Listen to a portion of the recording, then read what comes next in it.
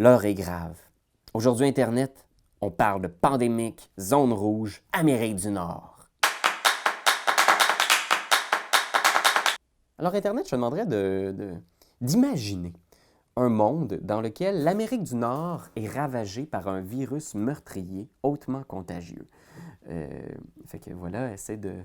Imagine ça, là. Je sais que ce ne sera pas nécessairement facile, mais c'est ce que nous propose aujourd'hui Pandémique Zone Rouge, un 40 millième jeu de Pandémique avec les mêmes mécaniques du classique de Matt Leacock. Ici, c'est une version, je ne sais pas si tu vas bien le voir Internet, là, mais c'est la version mini.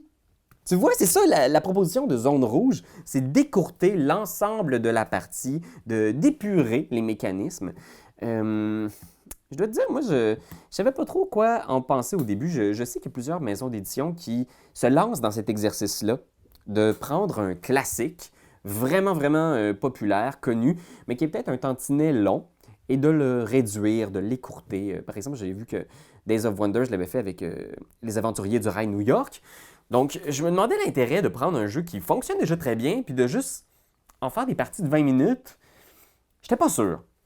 Fait que c'est avec cette mentalité-là que j'ai abordé Pandémique Zone Rouge. Mais je dois dire, j'ai été pas mal surpris.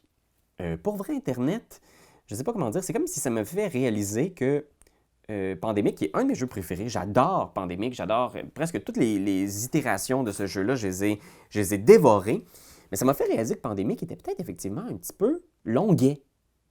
Tu sais, il y a des trucs comme ça que quand t'es jeune, t'apprécies, t'aimes, puis tu réalises soudainement que ça a mal vieilli peut-être.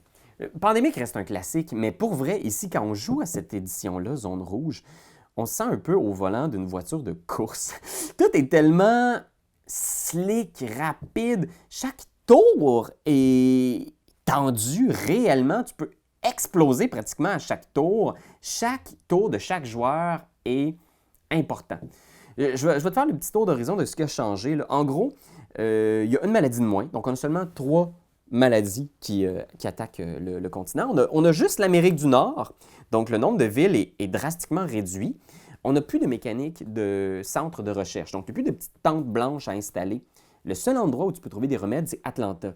Donc oui, tu veux aller tu veux guérir les gens à Los Angeles ou à Saint-Domingue, mais en même temps, tu ne peux pas t'éloigner tant que ça parce qu'il faut que tu retournes à Atlanta pour trouver le remède. Tu as besoin seulement de 4 cartes pour trouver un remède. Donc tout va beaucoup plus vite. Et ça m'a plu, en fait. C'est que contrairement à la plupart des parties de pandémie où ça commence quand même un peu mollo, ça prend du temps, commencer à accumuler les cartes, les mettre dans nos mains. Là, des fois, c'est juste 1 ou 2 échanges de cartes qui font que tu gagnes ou que tu perds.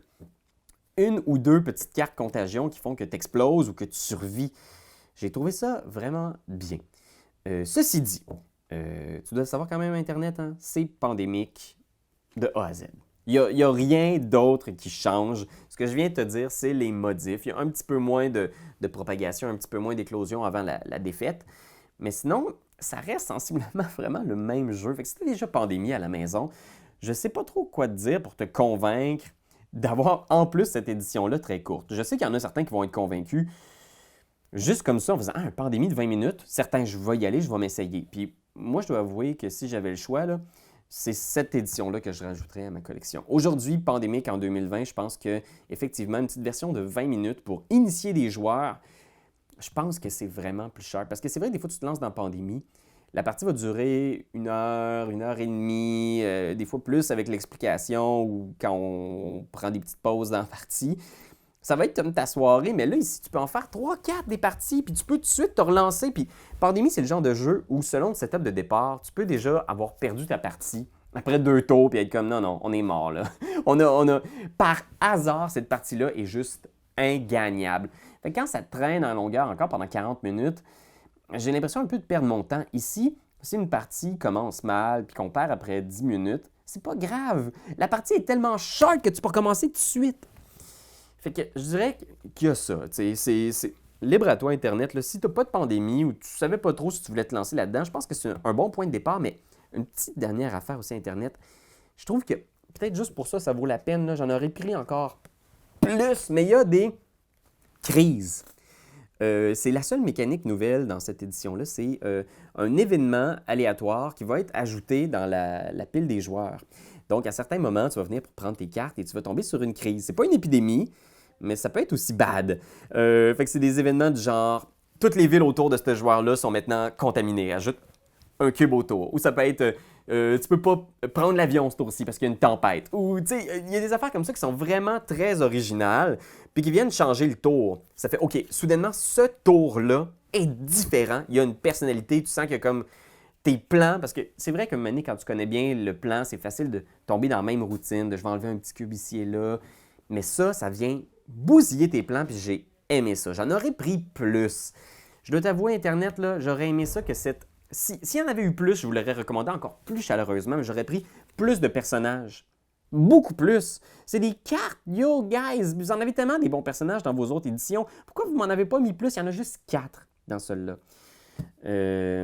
C'est ça que j'ai comme petite réserve, parce que pour vrai, ces idées-là sont superbes, sont vraiment bonnes. Ajoutez à ça un petit frame super sportif, vraiment rapide, efficace, qui fesse exactement là où c'est le fun pandémique. Pour moi, ça aurait été l'édition médaille d'or, toutes catégories confondues. Là, je vous dirais, si vous avez le choix et que ça vous parle un petit pandémique, allez-y. Je pense que c'est la réédition 2020, à mon avis. Puis Amérique du Nord, ça sous-entend qu'il va sans doute avoir Europe, Asie, Océanie, Antarctique, planète Mars. Il va en avoir, je suis convaincu, et je les essaierai avec bonheur. Alors voilà, c'était ce que j'avais à dire sur Pandémique, Zone Rouge. Ah oui, puis il y a la carte aussi vraiment drôle, là. C'est la carte genre, les gens sont trop niaiseux pour mettre leur masque, fait que vous perdez la partie. C'est toi de trouver l'épisode de jour du Popoche? Sonne la cloche! Sonne la On cloche! parle de jeu, like-nous, commande, suis-nous! Ouais. Sonne la cloche! Sonne la cloche! Partage à tes amis, partage à ta mamie, ouais. Sonne la cloche! Sonne la cloche! Comment ton ouais, fais le mon kiki! Sonne la cloche! Sonne la cloche! Sonne la cloche comme quand Jésus a sonné à la porte pour aller souper chez Zachée.